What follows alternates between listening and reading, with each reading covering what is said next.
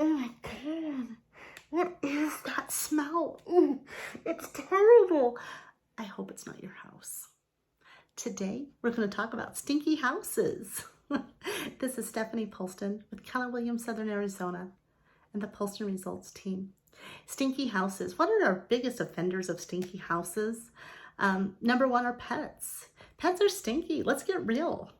We've got litter boxes. We have kennels. We have toys. We have pet beds. We've even got the animals. Their fur and skin is stinky. So we want to take care of those things. Another thing might be we're cleaning the house, 5 times a week so we can have all these showings. But then you have the bleach and you have the ammonias and you have all the different sprays that are in the house at once. And oh my gosh, they just stink. Chemicals really stink a lot. So I'm not telling you don't clean. You definitely need a clean house. But after you clean, open the windows, get some fresh air in there. You might want to think about using some natural cleaners. I know Norwex is a good natural cleaner that they use a lot of water and the rags and stuff to get the bacteria off, and they don't have all the strong smells.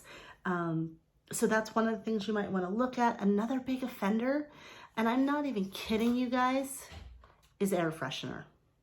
We tend to think, oh, I don't want my house to stink. So we spray and spray and spray and spray, and then it stinks.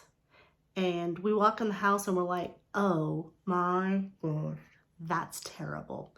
And then our next thought is what are they covering up? What do they need this much spray for? It's not just the sprays, guys. It's candles, really strong candles, or really strong plug-ins. Plug-ins are huge.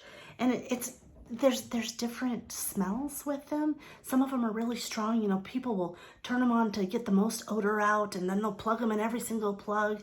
Guys, just remember, a little bit goes a long ways. Now, another offender that we might not think about, it might be us. You think, well, I take a shower every day, I do this and that. Well, in the mornings, guys, a lot of you guys put on colognes, you put on perfumes and so forth, and they just stay in the house. Those can be offensive to our buyers. One tip might be is to put those things on outside. After you've walked outside, just spray a little bit, you're good to go. Another tip might be is your food. Now, you might be a chef. You might make the most delicious food in the world. Problem is, it might be a little bit stinky. Food is stinky. Number one, if it's left over in the trash can.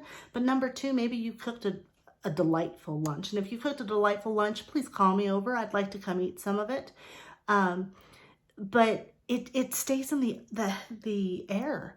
I mean, some of the things that you can think about is garlic, sauerkraut, fish, tuna fish, spices, cinnamon, nutmeg, cloves. Those are all things that can be offensive to people. They may smell good to you, but they may not smell good to somebody else. So we want to make sure that the house is very neutral, that you don't have too much odors.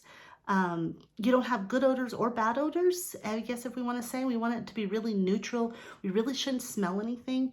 My tip would be to invite an honest person, a friend, a neighbor, a family member, somebody that you trust, and maybe all three, and just get their opinions. Hey guys, can you come in and be honest with me? What does my house smell like?